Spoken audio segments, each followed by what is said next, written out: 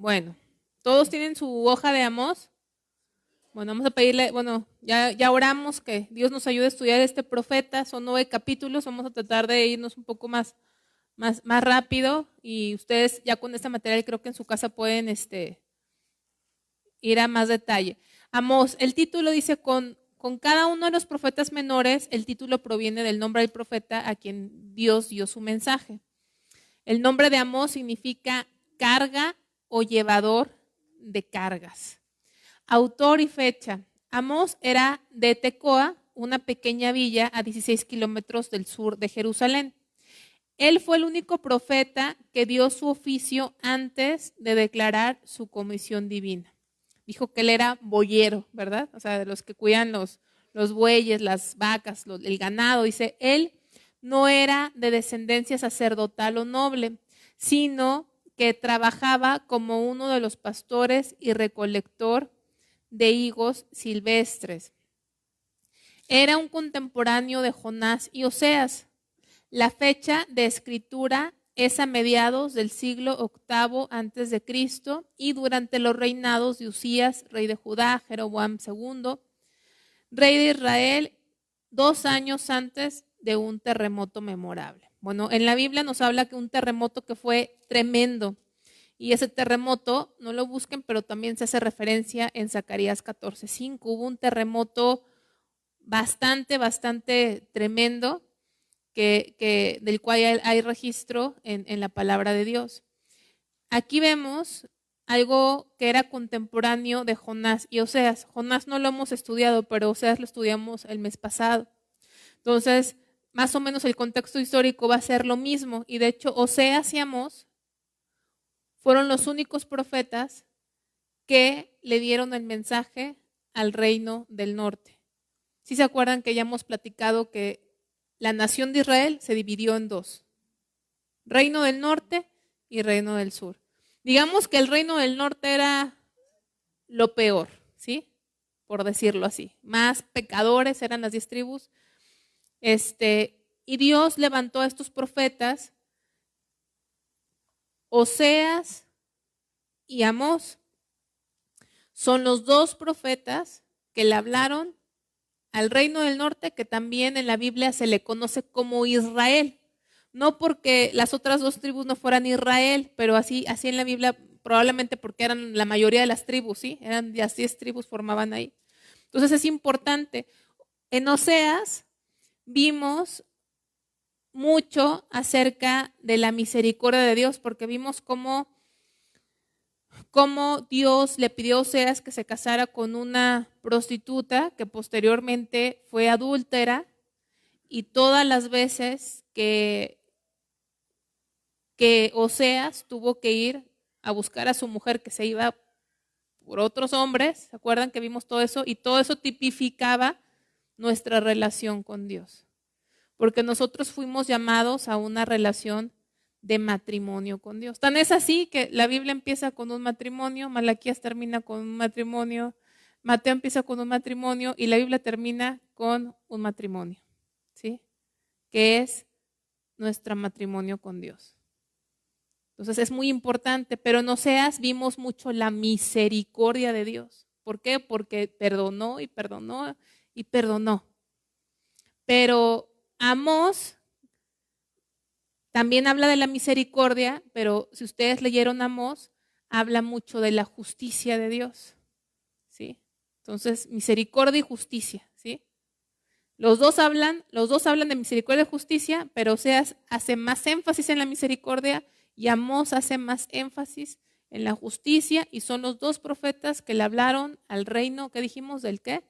Del norte, ¿sí? Bueno, entonces, bajo ese contexto, podemos decir,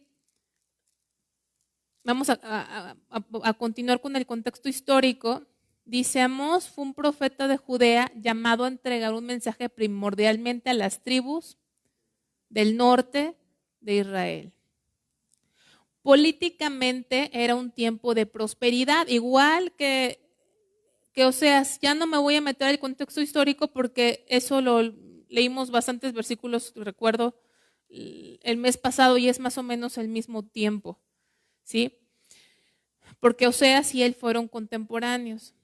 Entonces, de hecho, déjenme checar, en su hojita, tienen apuntados en su hojita de su línea de tiempo, tienen, y a los de Monterrey se los voy a traer, creo que se terminaron se les voy a sacar copias para el próximo sábado, si Dios quiere. Amós, en su línea de tiempo, ¿sí le habíamos puesto la fecha o no? Ok, Amós van a poner 765-750. 765-750.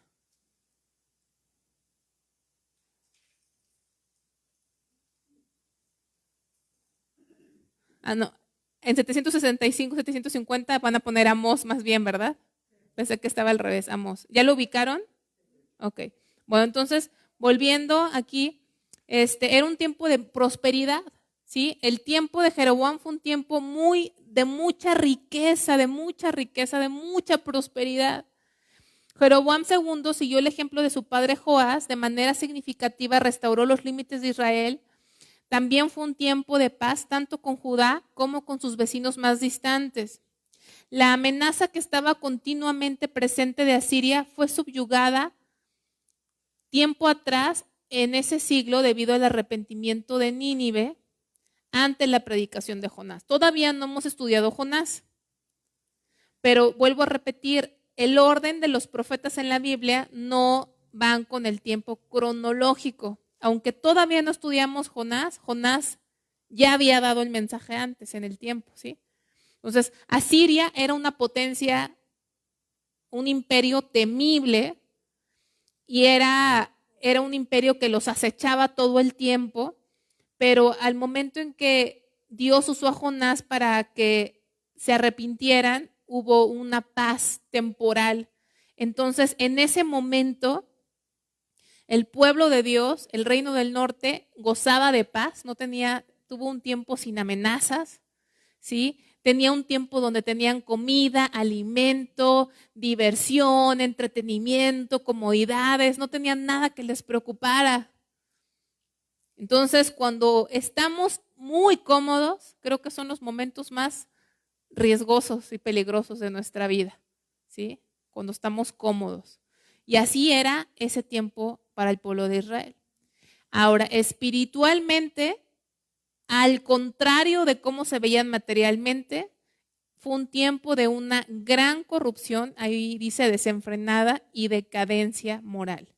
Ahí ustedes lo pueden buscar más si quieren ver más sobre el contexto, pero espiritualmente estaban totalmente corruptos, había un cinismo tremendo, ahorita lo vamos a ir viendo en el pueblo de Dios. El bosquejo hay una primera parte que habla de juicio contra 8 naciones.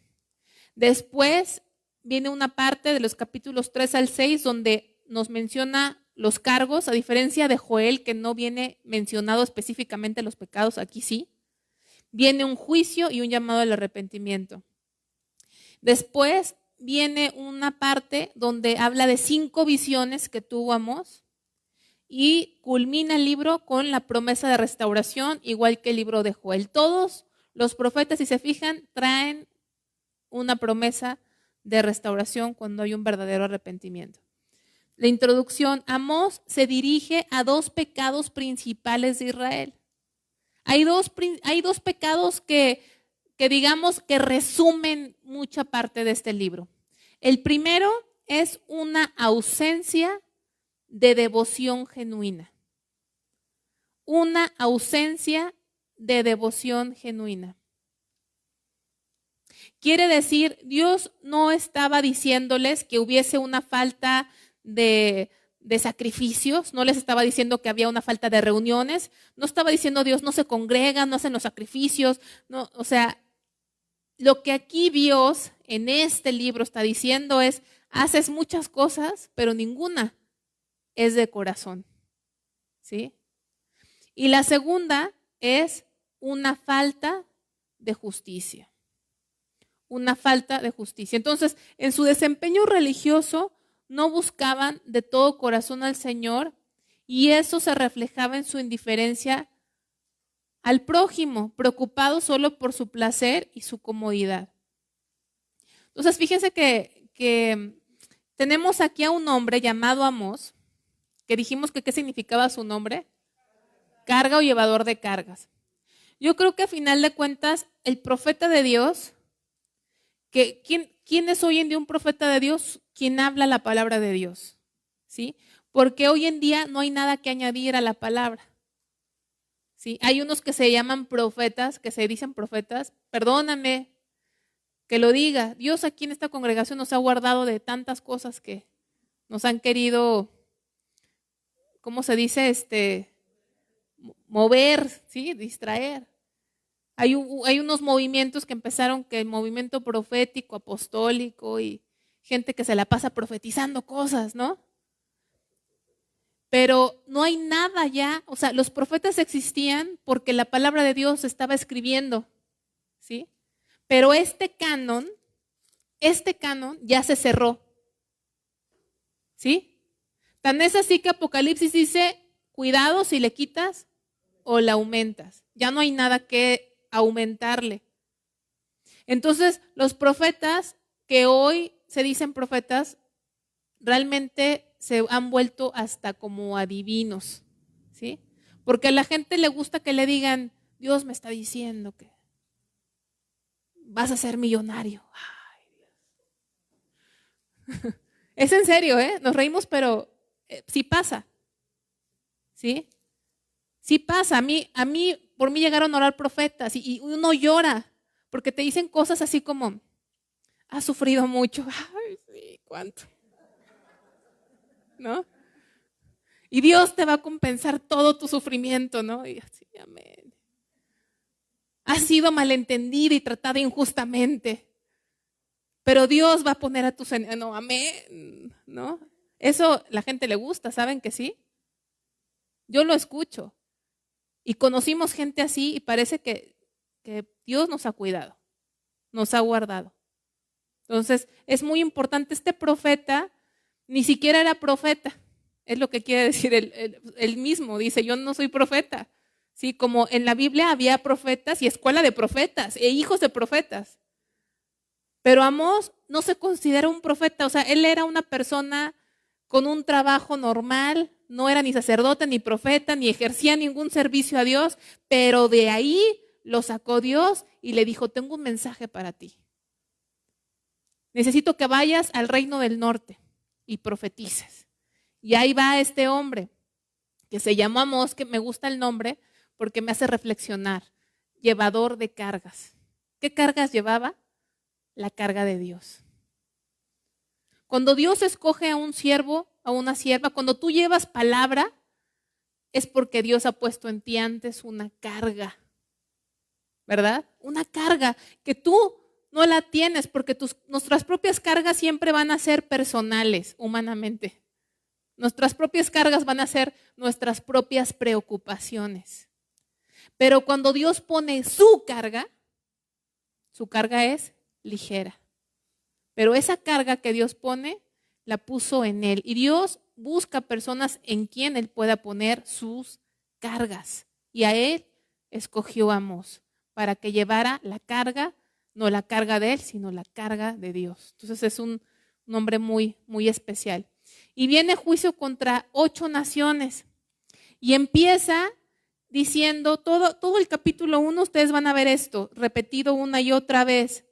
Dice, ¿cómo dice? Por 3 pecados y por el cuarto. Y otra vez, y por 3 pecados y por el cuarto. Por ejemplo, vamos a ver un ejemplo. ¿Dónde está? Denme un versículo. ¿El cuál? ¿3? ¿1, 3? Ah, no, pues perdónenme, es que estoy en Ezequiel, con razón no me checaba. Con razón no encontraba yo el versículo. Gracias. Así ha dicho Jehová, por 3 pecados de Damasco y por el cuarto no revocaré su castigo. Y las 8 naciones igualitas, por 3 pecados y por el cuarto. Ahora, aquí si tenemos a un matemático, a lo mejor él se estuvo figurando, porque los matemáticos 3, 4 y está buscando una relación. No, o sea, no es aritmético, no es científico. Lo que está tratando de decir cuando dice por 3 pecados y por el cuarto es como decir, con 3 pecados se llenó la copa, se llena. Y cuando hay un cuarto, ¿qué le está pasando a esa copa? Ya se desborda, ¿sí? Ya es mucho. Entonces es lo que significa porque está diciendo esto. Entonces imagínense que este profeta va al reino del norte y se pone ahí por Betel, donde había un altar que no era agradable a Dios, y empieza a profetizar, ¿no? Quiero que sepan que su audiencia le empezó a gustar, porque empieza a hablar de Damasco, que es Siria.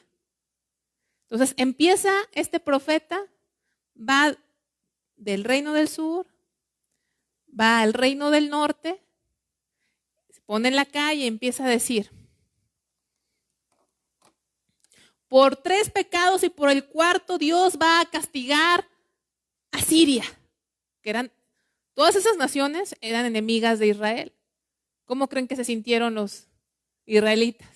¿No? Yo creo que ya se había llenado ahí de gente, ¿no? Y amén, amén. Y tenía todos cautivados. Eso es lo que vamos a empezar a ver, ¿sí? ¿Cómo empezó este mensaje? Entonces, la primer enemigo que mencionó fue Damasco. Y Damasco es la capital de Siria.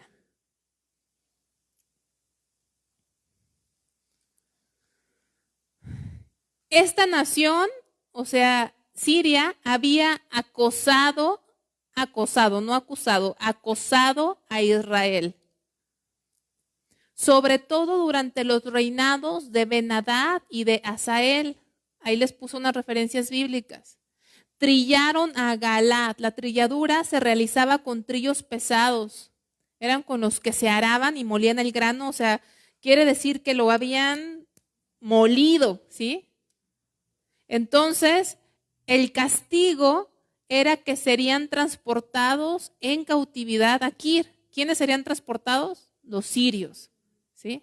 Los sirios. Y ahí viene una referencia. Gaza, y luego empieza, ya acabó con Siria y sigue Dios hablando a través de, y lo mismo, por 3 pecados y por el cuarto. Todos empiezan así. La capital, Gaza es la capital de Filistea. Gaza es la capital de Filistea. Los filisteos habían aprendido con H intermedia. Porque si le quitamos el H intermedia es de aprender, ¿verdad? Y aprendido con H quiere decir como apresar, arrestar, ¿sí? Habían arrestado o aprendido y vendido a hebreos como esclavos a Edom. Acuérdense que Edom, vamos a verlo en el profeta Abdías, pero Edom son descendientes de Esaú, ¿sí? Los edomitas. Entonces, los filisteos habían aprendido y vendido a los hebreos como esclavos a Edom y por lo tanto Dios destruiría a toda esa nación, a tal grado que ni existe, ¿verdad? El día de hoy Filistea. Entonces, imagínense, los israelitas, pues yo creo que si empezaron a escucharlo 20, pues ya tenía como 100 ahorita, ¿sí? Así pasa en algunos lugares donde se reúnen y no se habla la palabra, hablan cosas bonitas, pues hay más gente. Nos gusta escuchar cosas que nos gusta escuchar. Y luego Tiro, la capital de Fenicia. Tiro es la capital de Fenicia. Entregaron a todo un pueblo en cautividad y no respetaron el pacto de hermanos. Ese fue el pecado. En cada nación Dios dice cuál fue el pecado y cuál será el castigo. No respetaron el pacto de hermanos. ¿A qué se refiere con el que no respetaron el pacto de hermanos? Bueno, entre Fenicia e Israel existió por mucho tiempo una relación fraternal que comenzó con la ayuda del rey Hiram a David y Salomón en la construcción del templo. Si ustedes no se acuerdan de esa historia, ahí les puse las referencias bíblicas para que después la lean con más calma. Y más adelante hubo un rey de Israel que se llamó Acab, que se casó con Jezabel, que era precisamente de Tiro. Esta mujer era de alguna forma de Fenicia. de tal forma que ningún rey de Israel emprendió guerra contra Fenicia. Es decir, había de alguna forma una relación cordial y luego un parentesco. Pero ellos no respetaron ningún tipo de pacto y los entregaron a cautividad. Entonces, los palacios de Tiro serían quemados. Alejandro Magno conquistó esta fortaleza, se cumplió. Todo lo que está aquí se ha cumplido. Toda la palabra de Dios se ha cumplido al pie de la letra. Alrededor del año 330 antes de Cristo. Y ahí viene una referencia bíblica. Luego Edom, que dijimos que son descendientes de Esaú. Las capitales eran como dos, o las ciudades más importantes. Una es Temán y la otra es Bosra. ¿Cómo se escribe Bosra? Con B de bueno, O de oso, S de sol, R de Ramón, A de Alicia. Bosra. Edom fue descendiente de Esaú e Israel de Isaac. ¿Se acuerdan que eran hermanos Jacob y Esaú? ¿Verdad? Pero después Dios le cambió el nombre a Jacob y le puso Israel. Y de él nacieron 12 hijos que fueron las 12 tribus que formaron la nación de Israel. Entonces, Esaú e Isaac eran hermanos. Edom era hermano de alguna forma de Israel, pero se portaron muy mal con ellos. Dice, los edomitas fueron enemigos, es lo que van a poner en la línea, fueron enemigos implacables y perpetuos de los israelitas, violando todo afecto natural, ¿sí? No nada más es que no se llevaran bien, ¿sí? Fueron enemigos de ellos. Hicieron cosas tremendas con su propia sangre, eran hermanos, y eso lo vamos a ver más a detalle en el profeta Abdías. Pero porque aborreció a su propio hermano, le daba gusto ver a Edom cómo se llevaron cautivo a su propio hermano. Y es más, él mismo los entregaba a su propio hermano. Dios por eso dijo, ese es tu pecado, ¿sí? Es tu pecado. ¿Y qué dice? Prenderé fuego a tus ciudades fortificadas. Y luego viene con esta nación Amón. La capital era Rabá, R-A-B de bueno, A, con acento en la última A, Rabá. Los amonitas eran descendientes de la hija menor de Lot. Lot, ¿se acuerdan que su esposa se convirtió en estatua de sal? Cuando fue lo de Sodoma y Gomorra, y luego Lot se fue con sus 2 hijas y tuvieron relaciones incestuosas con sus hijas, y de ahí nacieron 2 naciones que fueron enemigas del pueblo de Dios, que son los amonitas y los moabitas. Entonces aquí está hablando Amón. Entonces dice, los amonitas descendientes de la hija menor ¿de quién? De Lot, habían cometido crímenes horribles, abriendo con sus mujeres, dice abriendo a las mujeres hebreas embarazadas durante sus guerras de expansión de Galaad. Ese trato, ahí les puse algunas referencias, era algo común en la guerra. En las guerras se practican realmente bestialidades.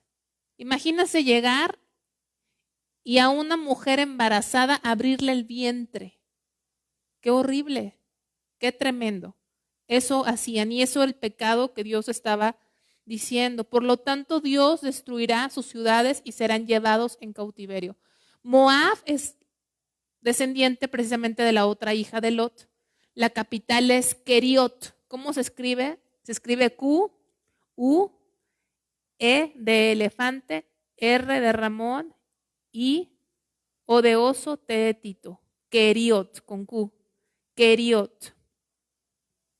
Este pueblo, descendiente de Lot y su hija mayor, entre otros crímenes, habían profanado el cuerpo del rey de Edom, así lo dice Amós. ¿Sí? Todo eso está ahí en Amós, en el capítulo 1. Habían quemado sus huesos hasta calcinarlos. Esto era una demostración de una venganza que no se detuvo en la muerte. En la antigüedad o bíblicamente, Los cuerpos no se les, ¿qué es otra palabra que se usa hoy? Se incineraban, porque la enseñanza de Dios y la enseñanza y el pueblo sabía y esperaban resucitar algún día, como nosotros sabemos que vamos a resucitar. ¿Sí sabían eso, verdad? Entonces, calcinar a un cuerpo era profanarlo, o también es como el no calcinarlo es como un acto de fe o de esperanza que un día nuestro cuerpo va resucitado. Claro, no vamos a resucitar en el mismo cuerpo incorruptible, vamos a ser resucitados y transformados a un cuerpo glorioso, ¿verdad? Pero entonces el no incinerar era como una forma de decir, yo espero ese día, ¿sí?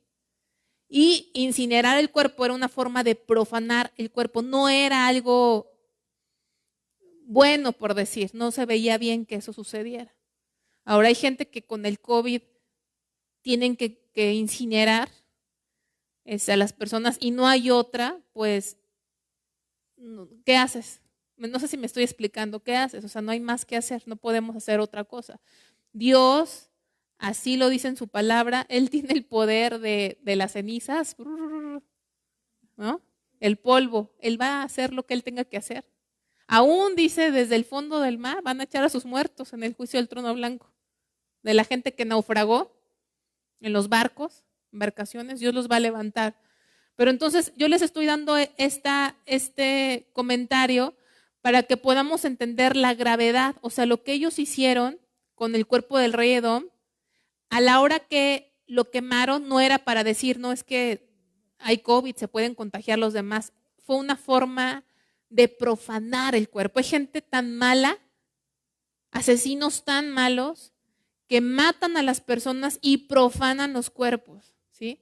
Y ese es un delito también delante de las leyes. Cuando vas a juicio, al menos en países como Estados Unidos, hay un delito específico que es la profanación de un cuerpo. Entonces era algo muy grave esto.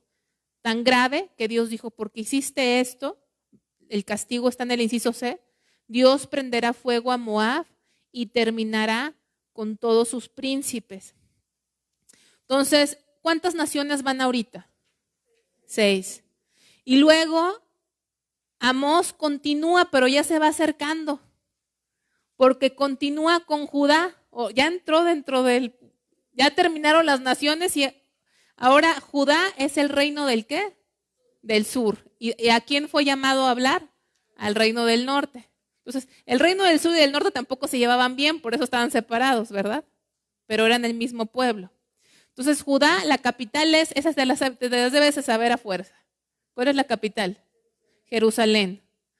Entonces, había rechazado la palabra de Dios y desobedecido, es lo que van a escribir ahí, al Dios de la palabra. Entonces, Judá había rechazado la palabra de Dios y desobedecido al Dios de la palabra. Endurecieron sus corazones como lo hicieron sus padres, es lo que dice ahí en el capítulo 2, versículos 4 y 5. Judá sería destruida con fuego. Sabemos qué pasó con Judá. Vino el rey de Babilonia y destruyó la ciudad, el templo, los muros.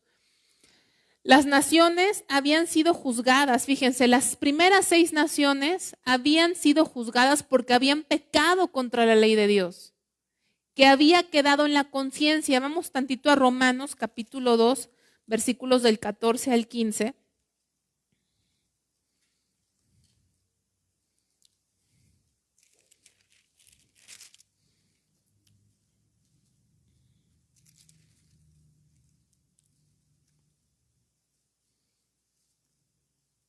Dice, porque cuando los gentiles que no tienen ley, o sea, los gentiles son los no judíos, ¿verdad? Que no conocen la ley, hacen por naturaleza lo que es de la ley de Dios, lo que es de la ley, estos, aunque no tengan ley, son ley para sí mismos, mostrando la obra de la ley escrita en sus corazones, dando testimonio su conciencia y acusándoles o defendiéndoles sus razonamientos.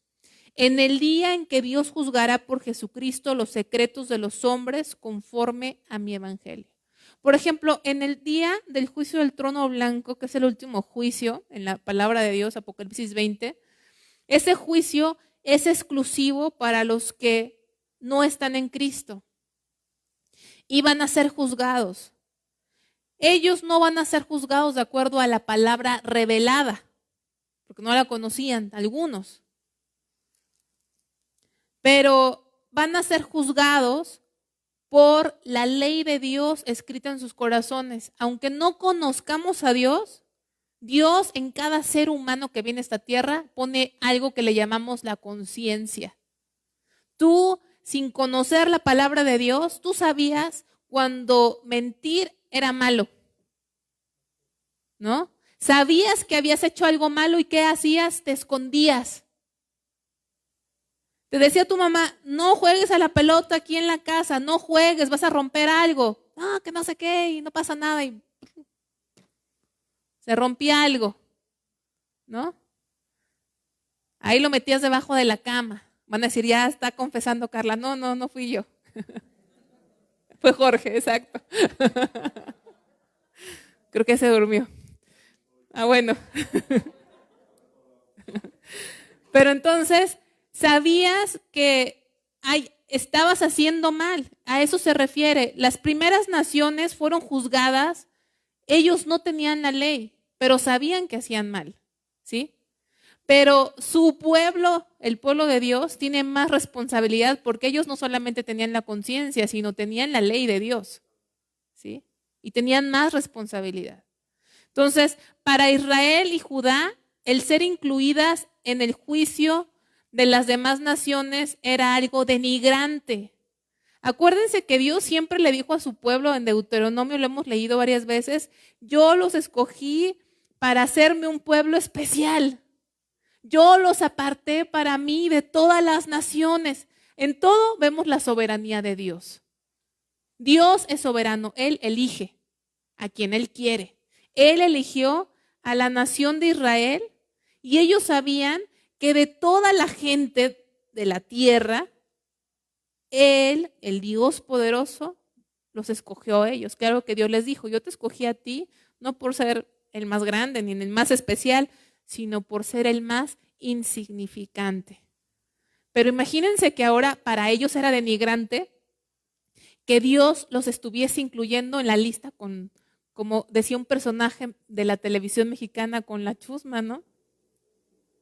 Así se sentían ellos. O sea, ¿yo por qué voy a estar con? Yo soy. Pero Dios lo hacía para decirle al pueblo, ¿sabes qué? Eras para mí especial, pero tu comportamiento te ha hecho igual que todos o peor que todas las naciones. Y por eso estaba incluido en esta lista. Entonces, habló acerca del pueblo de Judá y yo creo que ahí ya se puso un poco más nerviosa la gente porque pues ya estaba muy cerquita. Y entonces, el número 8, sí, es Romanos, discúlpenme, Romanos en la rayita, entre paréntesis, Romanos capítulo 2, versículos del 14 al 16, pueden poner, del 14 al 16. Gracias. Entonces, el primero dijimos que el pueblo estaba gozándose y esto le va a pasar a las naciones porque hicieron esto y te hicieron esto, van a pagar así y van a ser destruidas y luego llegan a su hermana Judá y luego le toca a Israel. Y nosotros somos iguales, mientras no hablen de nosotros, ¿no? Ese es para el hermanito, decimos, ¿no? Ese es para el hermanito. Pero llega el punto en el que el profeta dice para Israel. Israel, la capital, ¿cuál fue? Samaria. Y ahí vienen los pecados. Entonces ya aquí, ya cuando empezó aquí, ya no les gustó. Primer pecado, avaricia.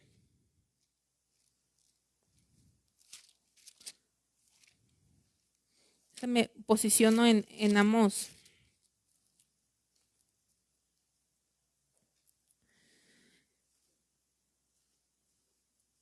Amós capítulo 2, versículo 6. Así ha dicho Jehová, por 3 pecados de Israel y por el cuarto no revocaré su castigo. Porque vendieron por dinero al justo y al pobre por un par de zapatos. Pisotean en el polvo de la tierra las cabezas de los desvalidos y tuercen el camino de los humildes. Y el hijo y su padre se llegan a la misma joven, profanando mi santo nombre. Sobre las ropas empeñadas se acuestan junto a cualquier altar, y el vino de los multados beben en la casa de sus dioses. El primer pecado es la avaricia. Acuérdense que era un tiempo, dijimos, de mucha prosperidad económica, ¿sí? Mucha prosperidad económica, había avaricia.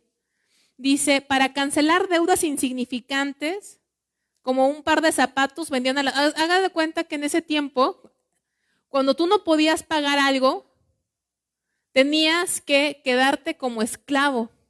Aquí en el mundo moderno a veces tenemos un decir, no sé si ustedes lo han dicho, cuando vas a un restaurante y dijiste, híjole, ya no me alcanzó.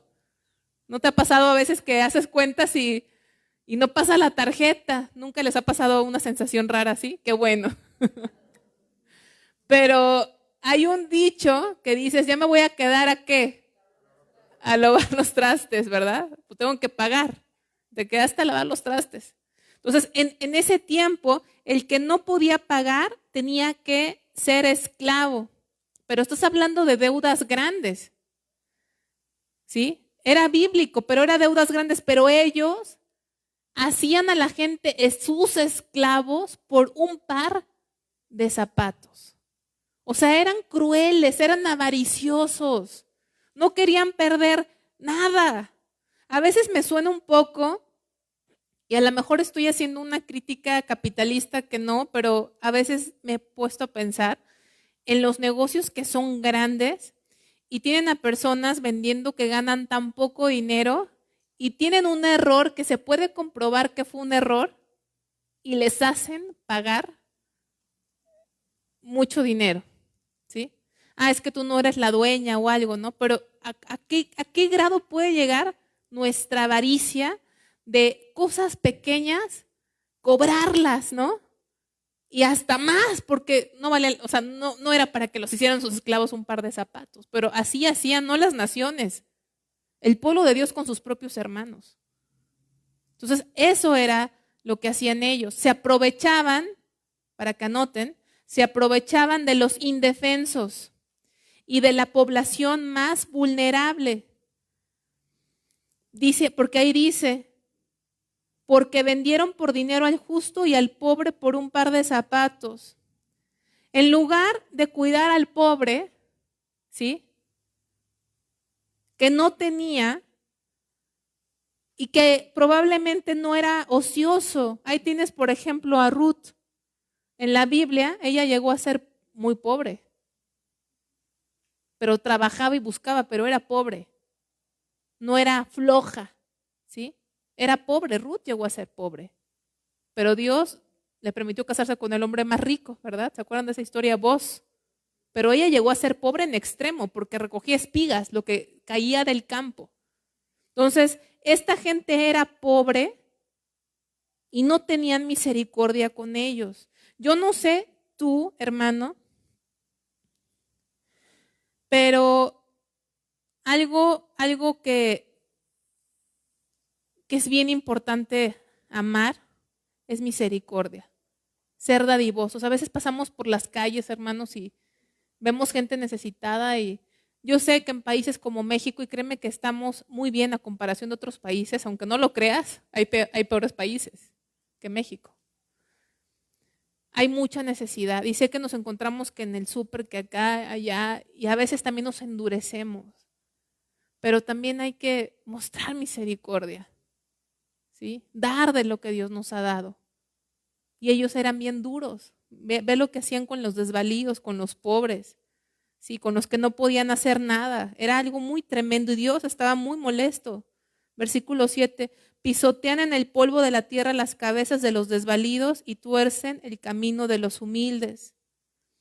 O sea, a los desvalidos, a la gente más vulnerable, se aprovechaban de ellos, ¿sí? Se aprovechaban de la gente más necesitada, la gente más débil. Espero que tú y yo no seamos así como hijos de Dios, que nos aprovechemos aún, hermanos. Si hay una persona que trabaja en tu casa, en la limpieza, en la cocina, en algo que está ahí, tenemos que ser muy cuidadosos de cómo tratamos a la gente. Porque nuestro Dios nos ha tratado muy bien, ¿verdad? Y nosotros tenemos que tratar así bien a la gente y pagar un sueldo justo a medida de nuestras posibilidades. Entonces, ellos eran muy crueles con la gente necesitada. Y espero que nosotros no estemos ahí, que nos examinemos cómo nos portamos con la gente más vulnerable. Eran inmorales sexualmente y no lo escondían. Vivían abiertamente en la inmoralidad, aún entre la misma familia. Hay gente que dice, no, pues prefiero que mi hijo haga esas cosas aquí en mi casa, ¿no? Prefiero que me platique sus cosas. Acuérdate que podrán hacerlo los no creyentes, pero algo que Dios le reclamó al profeta Elí es: no estorbaste a tus hijos. No estorbaste a tus hijos. Ofrecían sacrificios a Dios en cualquier altar usando ropa que no era suya, sino era de las que les habían dado en garantía. O sea, por todo pedían garantía y se la quedaban, y hasta esa ropa se ponían para ropa que ni era suya, se la ponían para ir a ofrecer sacrificios a Dios. En las fiestas solemnes se emborrachaban. O sea, en lugar de que fuera una fiesta santa, solemne, porque la palabra es solemne, se convertía para ellos en otra cosa, se emborrachaban y el dinero era lo que habían ganado en cosas inadecuadas. De verdad, hay gente que gana dinero de el alcohol y lo trae, de verdad no lo traigan, Dios no lo acepta. Ventas cosas ilícitas, ¿sí? De robos, de que no pagaste impuestos, de que te hiciste ¿cuánta gente hace convenios, tráficos de influencia y traen ahí a la casa de Dios eso como si se fueran a salvar por eso? Así eran ellos, era un cinismo. Ya no le veían nada de malo porque, ¿sabes? El pecado nos ciega al grado que ya ni vemos lo malo en las cosas que hacemos. Dios les recuerda todas sus misericordias.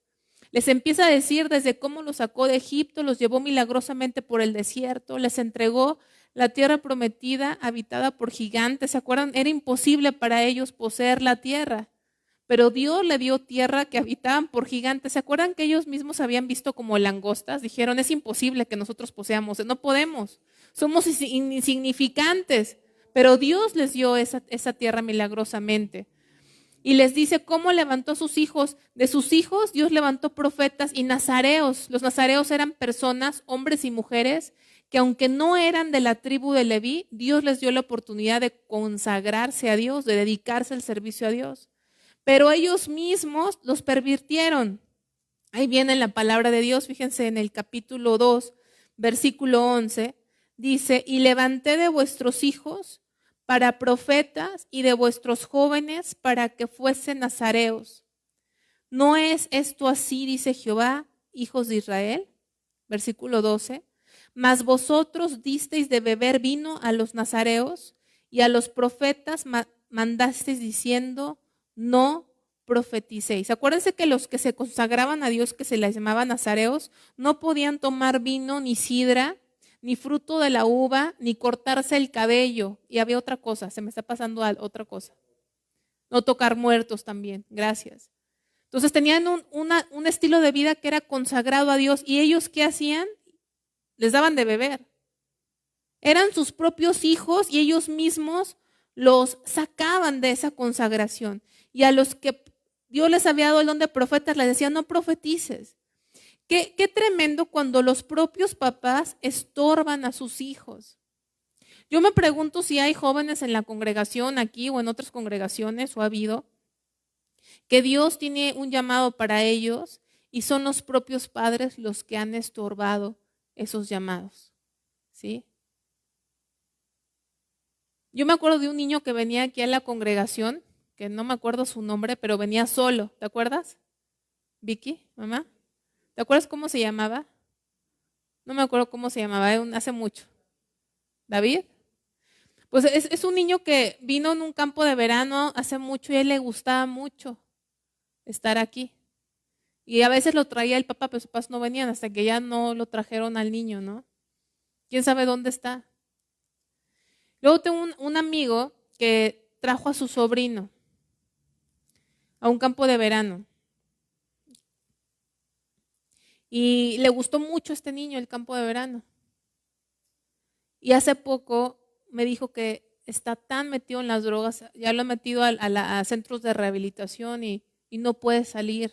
Tiene 21 años, tiene pensamientos de suicidio, tiene pensamientos depresivos. Ya les había pedido oración por él. Qué tremendo cuando tú eres el mismo que les estorbas a tus hijos. En toda mi experiencia, no es que se vayan a salvar por la iglesia, se salvan por el Dios de la iglesia, no por la iglesia, ¿no? Pero a veces veía a los niños que llegaban a la iglesia y ¿por qué no llegas temprano? Es que yo sí quería venir, pero mis papás no se levantan temprano. No me traen. ¿Por qué no traes Biblia? Es que ya le dije, no me ha comprado mi Biblia. Qué tremendo, ¿no? Yo les pongo porque a lo mejor en diferentes formas, a veces vemos a ese pueblo y decimos, ay, qué bárbaros, ¿cómo hicieron eso? Pero nosotros a veces hacemos lo mismo. Entonces, veamos nuestra propia vida delante de Dios, que sea Dios el que nos ministre. Así fue esto con ellos y Dios estaba molesto con el pueblo de Dios. Entonces, dice, Dios les recuerda todas sus misericordias, bueno, eso ya lo leí, ni toda su fuerza militar, ni los hombres más valientes y poderosos podrían salvarse de la invasión que vendría. Esto se cumplió cuando fueron invadidos y llevados cautivos por Asiria. ¿Sí? Así estamos viendo ahorita una invasión, pues imagínense cómo fue esta invasión de Asiria, que sacaron a 10 tribus y las esparcieron, ¿no? Por diferentes tierras.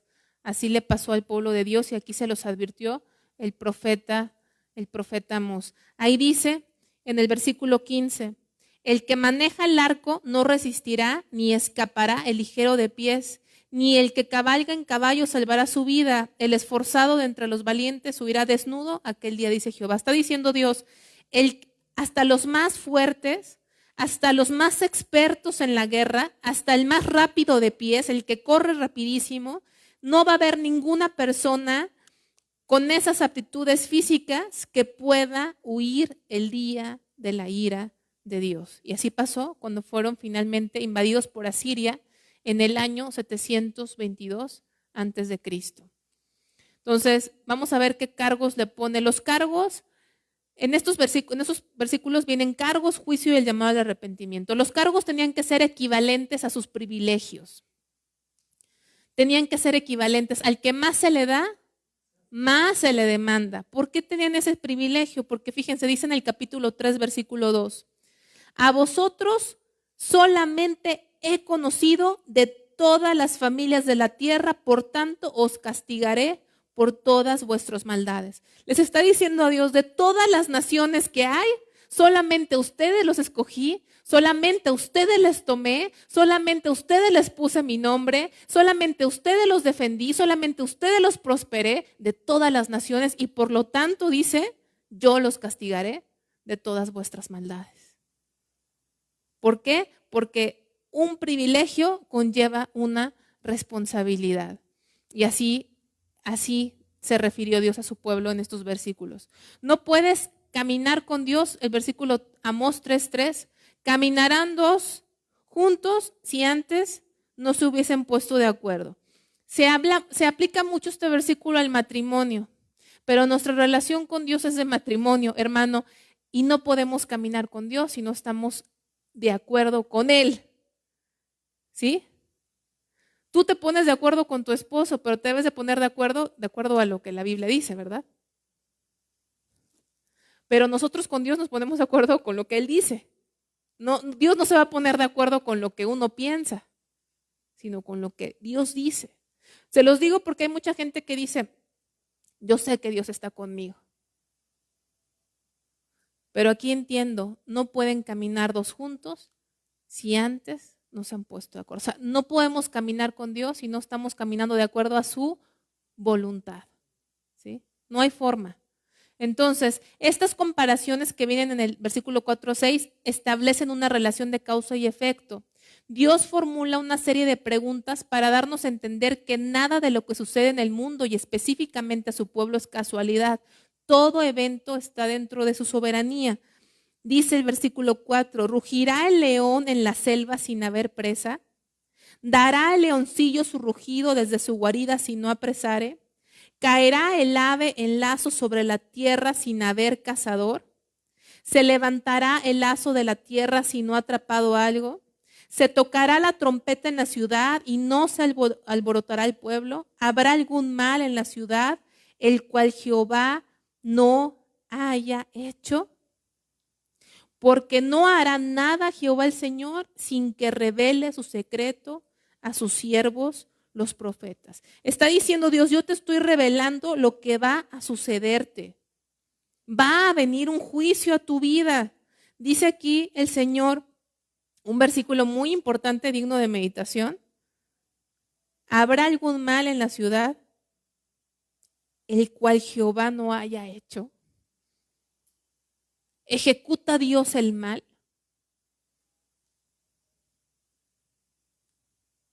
Yo lo leo ahí que sí, pero no es una maldad. Es lo que para nosotros es malo, pero el origen es su santidad y su justicia. ¿Sí? No es un mal como el que hacemos nosotros. Nosotros sí hacemos maldad. Él no hace maldad, Él es santo. Dice, ¿habrá algún mal en la ciudad? O sea, para nosotros es mal, el castigo es un mal. La disciplina de Dios parece un mal para nosotros, pero Dios lo ha hecho. No le pasa nada al pueblo de Dios sin que Dios lo haya ordenado por sus propósitos y por sus designios. No hay nada en el mundo que esté pasando, hermanos. Esto que está pasando en Rusia, ¿tú crees que Dios no lo sabía? Todo el mundo está avanzando al plan de Dios, al final de los tiempos. Es lo que está diciendo aquí, ¿sí? Entonces, nada es casualidad. El juicio del Señor se aproxima, pero no será sorpresa, porque Dios ya lo reveló por medio de sus profetas. El Señor les declara que vendrá un enemigo, que es Asiria, y serán saqueados, ya que les gustaba acumular cosas robadas y excesos. Así les empieza a decir en el versículo 9, no lo voy a leer, pero les encantaba el dinero, les encantaban las posesiones, las cosas. Hoy vivimos en una sociedad igual. Estaba viendo un documental hace algunos años de que el mundo está tan contaminado de ropa, porque la ropa no es biodegradable. Y la gente compra toneladas y toneladas y toneladas de ropa. Es impresionante. No está mal que compres ropa, a todos nos gusta, a las mujeres nos gusta, ay, que mira, que... pero es un exceso. ¿Sí se dan cuenta cómo vive el mundo hoy? En exceso. Así eran ellos, compraban y acumulaban cosas, y Dios dijo, va a haber despojo, van a perder todo lo que tienen, porque hasta lo robado hay gente que se roba cosas y ni pena le da y lo tiene en su casa, en la sala, ¿no? Lo que se agarró de otras casas o de otras personas. Gente que trabaja en casas y se lleva la ropa de las personas a sus casas. Gente que trabaja en fábricas o en empresas de gobierno y que mi papá me dijo que le llamaban robo hormiga, ¿no? Papel de baño, todas las cosas en las plantas que tienen que poner cámaras de seguridad, contar las herramientas, porque hay un mercado negro que se vende la piel, imagínate Daimler con todos los tractocamiones y todos los estéreos que tienen, les han robado los estéreos. Y hay esa avaricia, esas ganas hasta hasta de robar. Y así era el pueblo de Dios. Les gustaban las cosas hasta robadas, las disfrutaban. Entonces, ¿en cuál paréntesis, en qué versículo voy?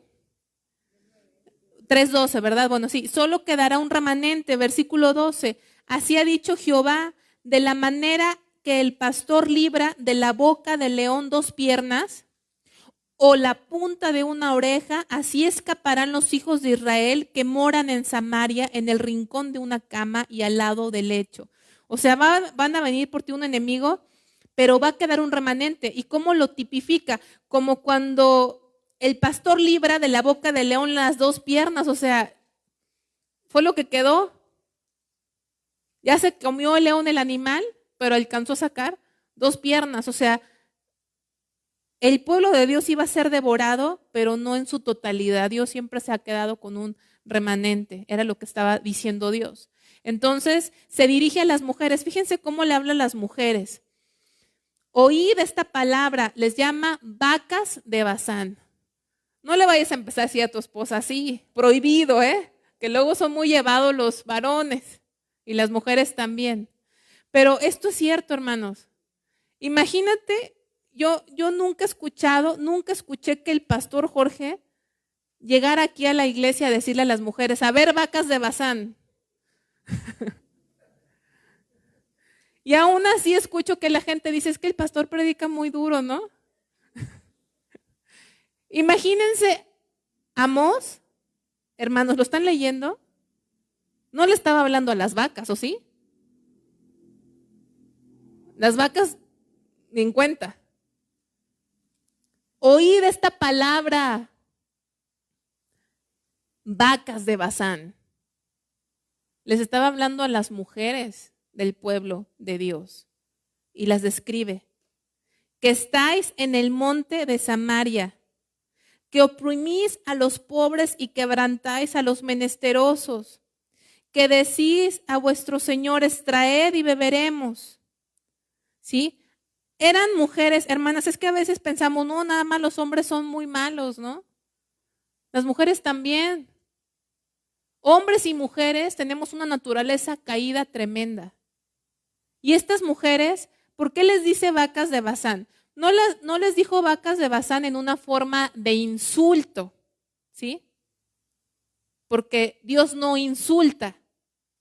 Nos suena a insulto, pero no es insulto. ¿Por qué no es insulto? Porque fíjense bien, ahí les escribí, Basán era una región fértil al pie del monte Hermón, al este del río Jordán, famosa por sus pastos abundantes. Por lo que compara a las mujeres con las vacas de Basán, bien alimentadas e ingobernables. Ahí estaban las vacotas, pastando a sus anchas, comiendo, ¿sí? O sea, no fue un insulto como cuando le dices a alguien, cuando eres niño, tienes cara de no sé qué, ¿verdad? Así, no. Está haciéndoles una comparación porque así estaban ellas, cómodas, comiendo, pastando, ingobernables, ¿sí? Eran avariciosas y dice aquí, oprimían a los pobres y quebrantaban a los menesterosos. Eran mujeres adineradas, vivían en la opulencia, en la comodidad, y esto me hace sentir que eran mujeres que se creían más que los demás. Hay mucha gente que basa su estatus en lo que tiene. Es tanto así que es impresionante. La gente a veces compra ropa de marca y está la marca del tamaño de, ¿no? Las bolsas ahí, no digo si traen una así, no la vayan a esconder, pero a veces hay gente así, nos gusta, ¿sí? De hecho, cuando mi hermano predicó el domingo pasado, yo me quedé pensando en la introducción que hizo y yo me desvié hacia otro lado que no era lo que él quería decir, pero yo me quedé pensando porque platicó de un señor que no sé cómo se llamaba, que era un músico que la gente pagaba quién sabe cuánto dinero por escucharlo, ¿se acuerdan? Los que estuvieron aquí. Y que hicieron una prueba o algo así y este mismo músico estaba tocando en un centro comercial y nadie le hizo caso. Bueno, ya le cambié yo al centro comercial, bueno, en el metro. Y que nadie le tomó relevancia, ¿no? Y él preguntó, ¿qué aprendemos de esto? ¿Cuál fue lo que él le aplicó? ¿Se acuerdan? Bueno, él aplicó, me parece, que me corrija si estoy mal, que a veces no le ponemos atención a las cosas que están a nuestro alrededor. ¿Sí o no? No aprendió, va a decir, no aprendió mi hermana la predicación. Pero cuando él preguntó que qué pensábamos, en mi mente yo contesté, yo pensé que hay gente que pagamos, o sea, yo pienso que hay gente que nada más paga por presumir que fue a tal lado. No sé si me estoy explicando. Hay gente que ni oído musical tiene. Si me explico, es como yo. Puedo escuchar a Xiomara y puedo escucharme a mí, pienso que cantamos igual. No sé. Se ríen, no me gusta. No tanto así, no estoy tan mal. Pero, síguele. Pero no tengo oído musical. O sea, si hay gente que toca y toca y se equivoca, yo ni en cuenta, ¿sí? Mi papá, por ejemplo, a veces es que está desafinado esto, está desafinado el otro, y yo lo escucho igual, ¿sí? Entonces, imagínate, hay gente que ni oído musical tiene, pero va y dice, pagué 5,000 pesos por ir a escuchar a, no sé ni a quién, la verdad. Luis Miguel es de mi época, ya ni le hacen caso a Luis Miguel, ¿no? No sé a quién, ¿sí? Porque ahorita los nuevos, esos creo que ni son músicos, o no lo sé, pues. Pero, ¿cuánto nos gusta humanamente ese reconocimiento, ¿sí? De decir, voy a gastar tanto. Y tienes a un músico que toca increíble en el metro y a él ni le volteas a ver. Pero te jactas que pagaste 10,000 pesos para ir a ver al mismo, ¿no? Y ni siquiera reconociste el talento del que estaba ahí. ¿Por qué? Porque en nuestra naturaleza hay una soberbia y un orgullo tremendo que si nos descuidamos se tornaría en un comportamiento como el de estas mujeres que oprimían a los pobres porque los veían como menos que ellas y quebrantaban a los menesterosos, casi como ese rico del que habló Jesús, que Dios le puso a Lázaro y ni siquiera lo volteaba a ver, ¿sí? Así eran no las naciones, sino el mismo pueblo de Dios. Y todo esto empezó a agregar a la ira de Dios a tal grado que todo el capítulo primero dice, por 3 pecados y por el cuarto, porque ya había derramado Dios la ira con este comportamiento. ¿Sí? Entonces dice, eran culpables de oprimir a los pobres y de vivir rodeadas de lujo, sin importar la condición de pobreza de las personas a su alrededor, por lo que serían llevadas al cautiverio asirio. Su salida de su tierra y la de sus descendientes sería terrible. Los llevarían con anzuelos de pescador, casi gateando y arrastrados por las brechas. Hermanos, qué triste que ahora hay hasta documentales, o no sé, de gente acumuladora, ¿no? A veces tenemos tantas cosas que ni usamos y no permitimos que otra gente las use. Ahí tenemos un problema. O tenemos ropa que no usamos y decimos, no, es que está en buenas condiciones. Es que tú quieres regalar la ropa ya cuando está toda rota, pues ya mejor tírala. ¿Sí? Estas personas acumulaban dinero, no les importaba la demás gente. Hermanos, tenemos que analizarnos porque nosotros no estamos exentos, ¿verdad? Tiene Dios que usar esa palabra y a nuestro nivel. Es que no soy rico, hermano, no importa que no sea rico. Ese es un problema del corazón y lo tenemos ricos o pobres. O sea, Dios está tratando con nuestro interior. Y entonces dice cómo las iban a sacar. Fíjense en el versículo 2. Jehová el Señor, capítulo 4, juró por su santidad. He aquí vienen sobre vosotras, o sea, esas mujeres. O sea, qué tremendo porque son mujeres. Días en que os llevarán con ganchos y a vuestros descendientes con anzuelos de pescador. Hermanos, qué tremendos, porque tú puedes decir ahora, no, es que la mujer necesitamos un trato digno. Pues compórtate como es digno del Señor. Porque aquí le habla a las mujeres. No iba Dios a eximir porque eres mujer.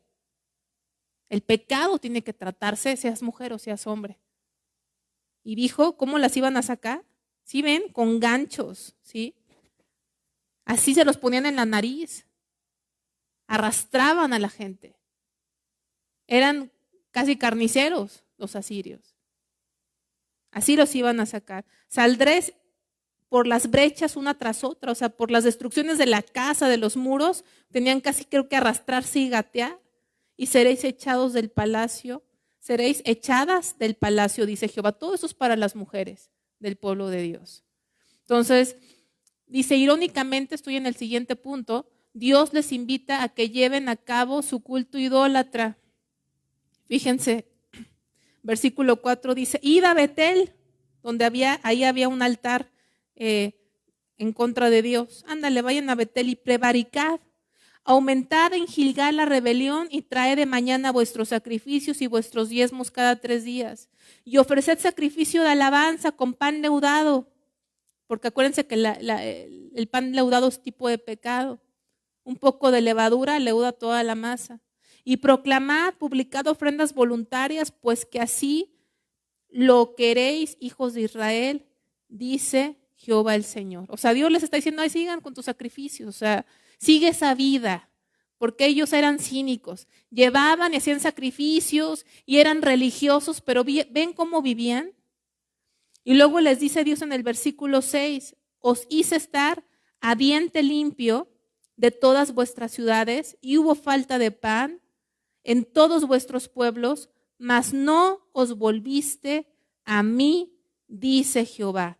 ¿Sí? Ahí en su hoja les resumo eso. Dios trató con ellos, les mandó falta de pan, les mandó sequía, les mandó catástrofes, entre comillas, naturales, porque las catástrofes naturales, aún en ellas está la mano de Dios. Pero nunca, a pesar del sufrimiento, se volvieron a Él. Hay muchos hermanos que en la aflicción no se vuelven a Dios. Por eso dice la Biblia que el infierno será donde va a haber el crujir de dientes. Porque en el infierno van a crujir los dientes, pero ¿saben de qué los van a crujir? De odio hacia Dios. Entonces, la aflicción no necesariamente nos vuelve a Dios, sino nos puede endurecer. Y así estaba el pueblo endurecido. Y dice 3 veces, nunca se volvieron a Dios, nunca se volvieron. Ahí lo ven en el versículo 8, dice, no os volviste a mí, dice Jehová. Versículo 9 dice, pero nunca os volviste a mí, dice Jehová. Y seguí tratando con ustedes. Y versículo 10, mas no os volviste a mí, dice Jehová. Hermanos, tenemos un tiempo tremendo de pandemia. No ha terminado la pandemia cuando estamos entrando en una guerra. Tú a lo mejor dices, no me importa lo de la guerra, hay una tremenda inflación en México, en Estados Unidos, tremendísima. Yo te aseguro que no va a pasar mucho tiempo y si no te has dado cuenta, cuando tú haces tu súper, te estás dando cuenta que todo está muy caro. ¿Sí? Y que no sabemos qué más se va a venir. Lejos la pandemia, sigue muriendo gente con la pandemia. No nos vaya a pasar como a ellos. Hice esto, Dios, porque dice, y mandé hambre, e hice llover sobre una ciudad, y mandé viento, y vino la langosta, pero no os volviste a mí. Hermano, tú ves todo lo que está pasando y ves a la gente y dices, la gente sigue sin arrepentirse. Hermano, deja de ver a la gente y vete a ti, que tú no te has vuelto a Jehová. Los demás no lo conocen, tú lo conoces y no te has vuelto a Jehová. Por eso Joel estaba desesperado y como decía, proclamad ayuno. ¿Ves las cosas que están pasando, hermano? Aquí te lo estoy diciendo Amós, ves las cosas que están pasando, nada es casualidad. Esa pandemia vino de parte de Dios a toda la tierra. Porque Dios, más que tratar con los de afuera, está tratando con tu pueblo. Y qué triste que nos diga 3 veces, hice esto, hice aquello en tu vida, te afligí, te mandé esto y no te volviste a mí. 3 veces. Que el Señor nos ayude. A todos los que estamos aquí, que el Señor nos ayude. Necesitamos la ayuda de Dios. Necesitamos la ayuda de Dios. No te volviste a mí.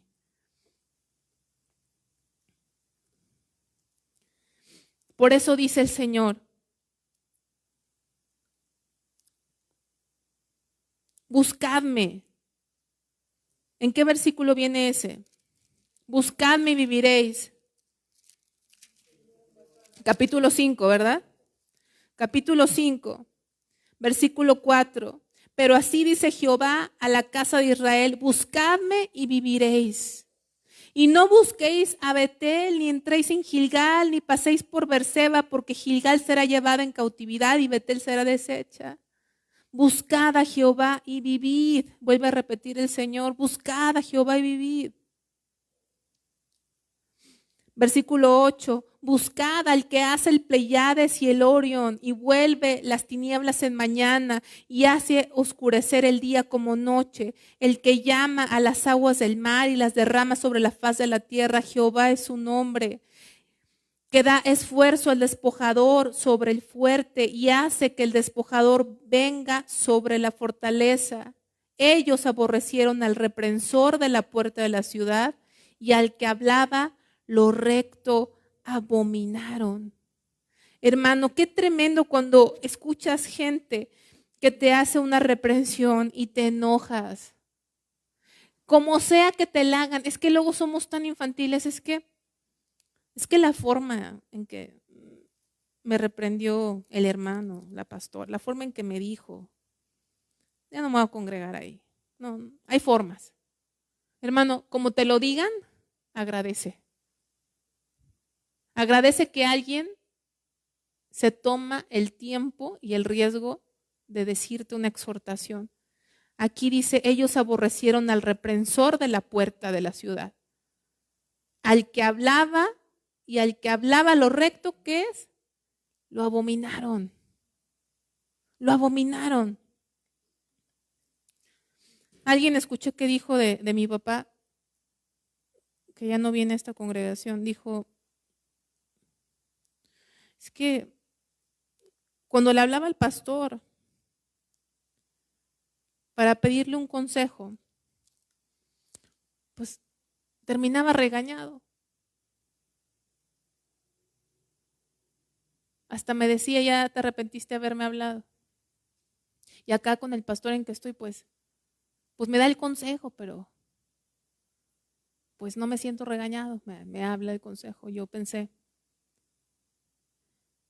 de que mi papá me hizo llorar muchas veces.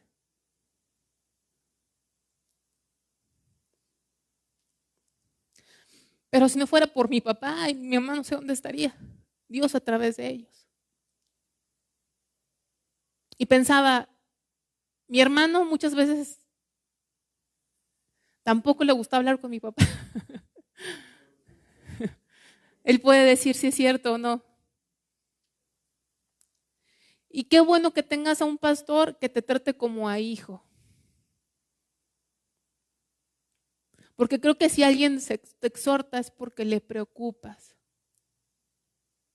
Porque cuando tú exhortas a alguien, corres el peligro de perder a esa persona. Fieles son las heridas e inoportunos los besos del que aborrece. Que no era perfecto mi papá. ¿Quién es perfecto? Solamente hay un buen pastor que es perfecto. Pero qué problema cuando aborrecemos al que nos habla lo recto. Jóvenes, sus papás, no sé cómo sean, yo creo que a veces no son los papás que ustedes quisieran o esperaban, pero si sus papás están aquí con todos sus efectos, creo que lo que hacen por ustedes es por amor. Y a veces podemos aborrecer a nuestros papás. Que no me deja mi papá, no me entiende mi papá. Pero qué bueno que alguien te puso Dios para tratar contigo y para estorbarte en todas las cosas que pueden dañar tu vida. Entonces, así lo dice Dios, así era el pueblo. Ellos preferían a los profetas que les hablaban liviandad, pero a los que les hablaban la verdad, los aborrecían. Entonces, ahí en la línea van a poner, buscadme y viviréis, ¿sí? En la línea capítulo 5, versículo 4 al 9, Dios los exhorta a buscarlo a Él. Buscadme y viviréis.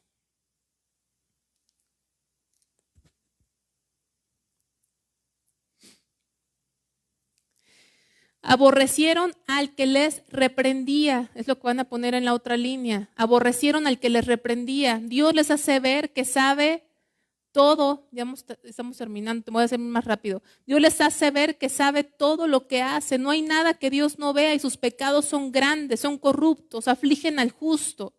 Los llama a ser radicales. Eso es lo que Dios nos llama, a ser radicales. Dice, aborreced el mal y amad el bien. Eso es lo que Dios quiere, hermano. No nos quiere a medias tintas, así como que sí, mientras sí hago lo bueno. Dios quiere un pueblo que amemos lo que Dios ama y que aborrezcamos lo que Él aborrece. Y no hemos llegado ahí. Necesitamos llegar ahí. Esa es la consagración a Dios. La consagración a Dios es llegar al punto en donde amemos lo que Él ama y aborrezcamos lo que Él aborrece. Les habla de cómo será el día de Jehová. Muchos de su pueblo esperaban que el día de Jehová fuera un día bueno, pero Él les dice que ese día va a ser el más terrible de todas sus vidas porque no andan como Dios manda. Así se los dice Dios. Yo sé que es un poco tarde, hermanos, pero si ustedes ven ahí el capítulo 5, versículo 16, ¿estoy bien o estoy mal? ¿O es el 6:16? No, 5:16. ¿Saben qué? Lo voy a comentar, ustedes lo pueden buscar ahí, ¿sí? Ellos estaban, versículo 18, ya lo localicé, 5:18. Ay de los que desean el día de Jehová. ¿Para qué queréis este día de Jehová? Será de tinieblas y no de luz, como el que huye delante del león y se encuentra con el oso, o como si entrara en casa y apoyara su mano en la pared y le muerde una culebra. ¿No sería el día de Jehová tinieblas y no luz, oscuridad que no tiene resplandor? Eso todo esto es tan importante, hermanos. Joel habló del día de Jehová. Muchos deseaban el día de Jehová. Hoy en día escucho que la gente dice, ya viene el Señor, amén. Hermano, ¿y qué tal si te quedas? Y ya viene el Señor a reinar y viene el día de Jehová, se acerca. Amén. Y está diciendo Amós, les está diciendo ay de los que desean el día de Jehová. ¿Para qué quieres que venga el día de Jehová? Si para ti, en la forma de cristianismo que tienes, va a ser de tinieblas y no va a ser de luz. ¿Sabes cómo va a ser para ti el de Jehová? Les dice Amós. ¿Sabes cómo va a ser para ti que tanto lo esperas? Va a ser como el peor día de tu vida. ¿Has escuchado que dices, oye, hoy me levanté con el pie izquierdo, ¿no? Me fue mal, así, así, así, así. Imagínate cómo va a ser, cómo describe el día. Va a ser como si te encontraras con un león. Imagínate, te encuentras con un león de repente, ¿no? Y agarras y corres despavorido y el león te persigue. Y piensas que te acabas de escapar del león y volteas y hay un oso que te va a matar. Sí, y corres y llegas a tu casa asustado, cansado, y te sientas en tu casa y apenas si te apoyas en tu casa asustado. ¿Y qué pasa? Y te muerde una culebra. Así de espantoso va a ser ese día. Y dice el versículo 21, abominé vuestras solemnidades y no me complaceré en vuestras asambleas. Y si me ofrecieres vuestros holocaustos y vuestras ofrendas, no los recibiré, ni miraré a las ofrendas de paz de vuestros animales engordados. Quita de mí la multitud de tus cantares, pues no escucharé las salmodías de tus instrumentos. Pero corra el juicio como las aguas y la justicia como impetuoso arroyo. Algo muy importante que les dije, resumimos el principio de sus hojas. ¿Cuáles eran los dos pecados principales? ¿Se acuerdan cuáles eran? Al principio.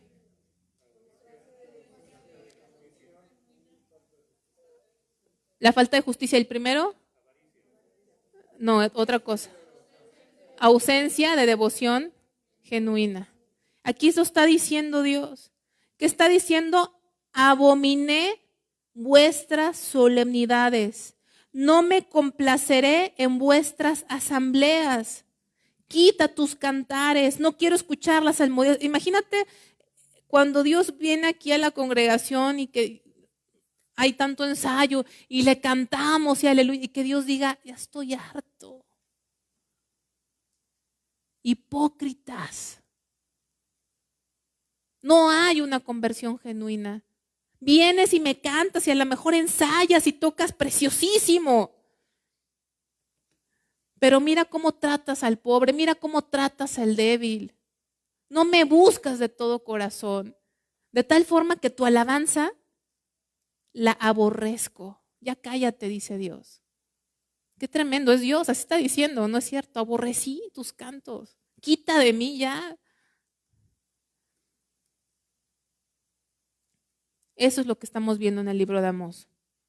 ¿Sí? Entonces, la violencia trastornaría, capítulo 6, la violencia trastornaría todo su lujo, toda su complacencia, todo lo que les gustaba, a ellos les gustaba pasarla bien, iba a llegar a Siria e iba a trastornar todo, les iban a quitar todo.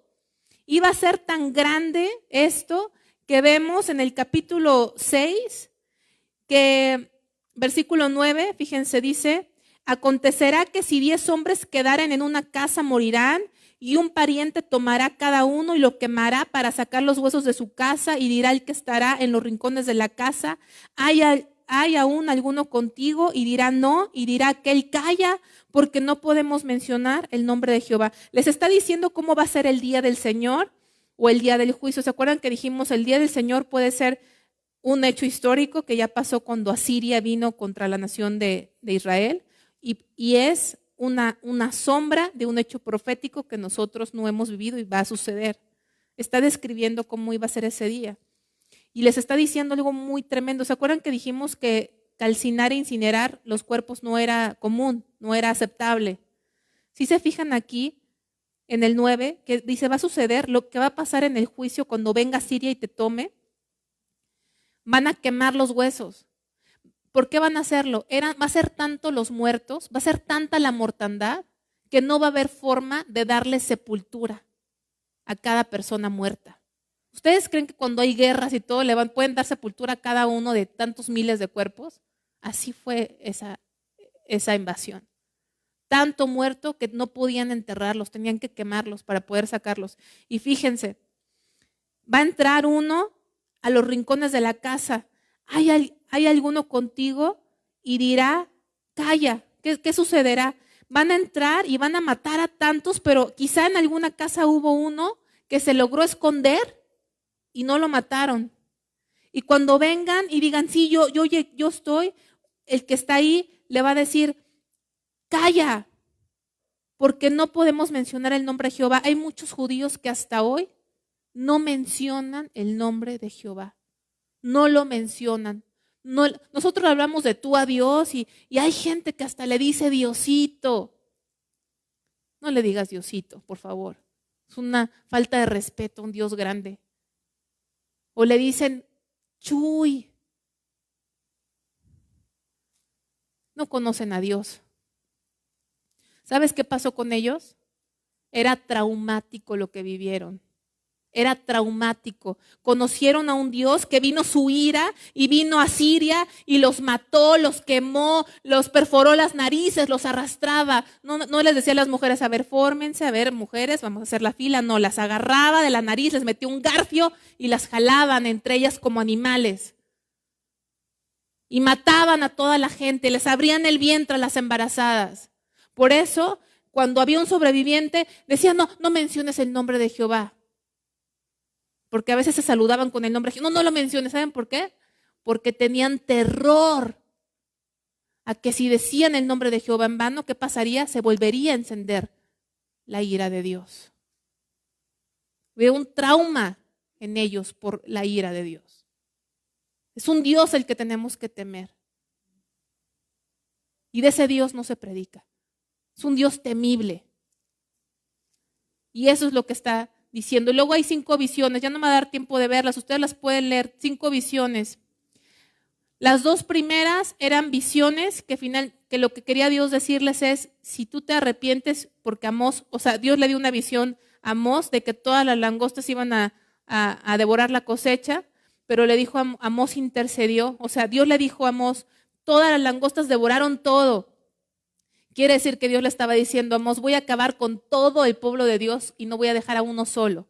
Pero Amós intercedió y Dios dijo: voy a dejar un remanente. Luego tuvo una visión de fuego que quemaba toda era las aguas de Palestina, o sea, no iba a dejar Dios ningún remanente, iba a acabar con toda la nación. Y entonces intercedió el profeta y Dios dijo, está bien, voy a dejar un remanente.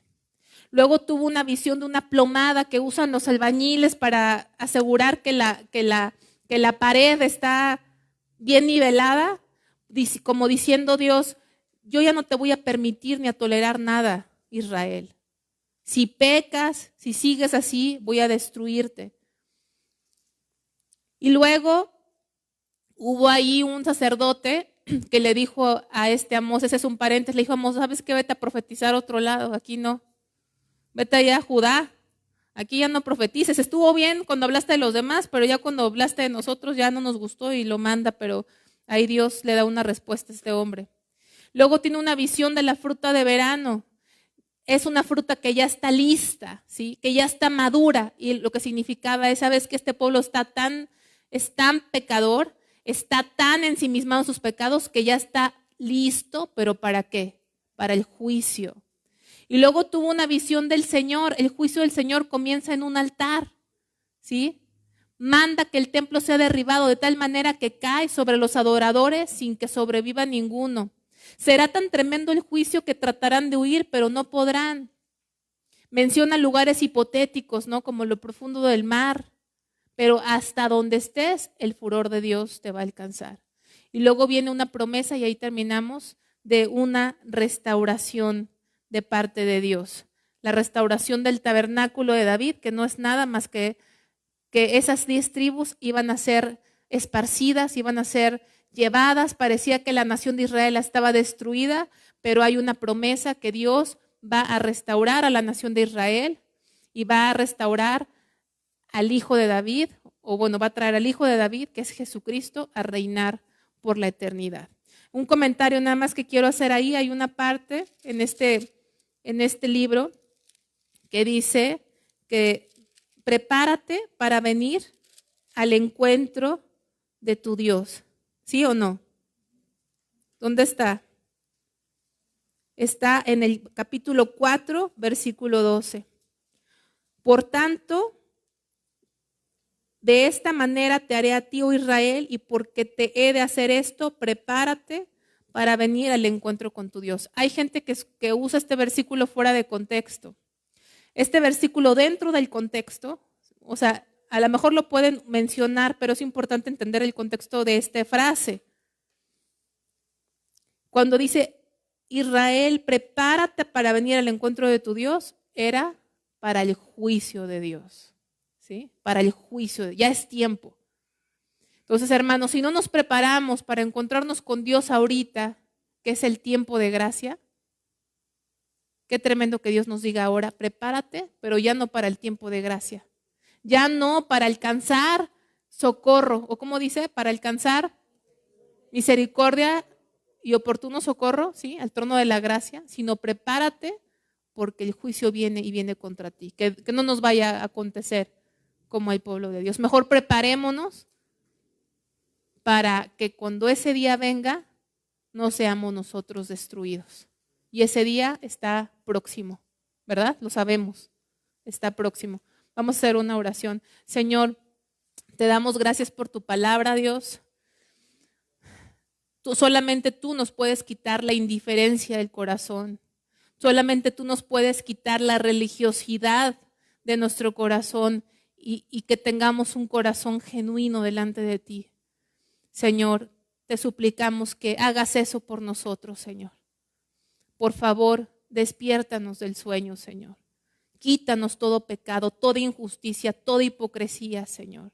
Todo aquello que tú sabes que no es agradable a ti, que a veces nos engañamos en nuestra propia actividad religiosa. Nos engañamos pensando que caminamos como a ti te agrada, Señor, y estamos lejos de ti, solamente viviendo una religión y no viviendo una relación genuina y verdadera contigo, Señor. Perdónanos.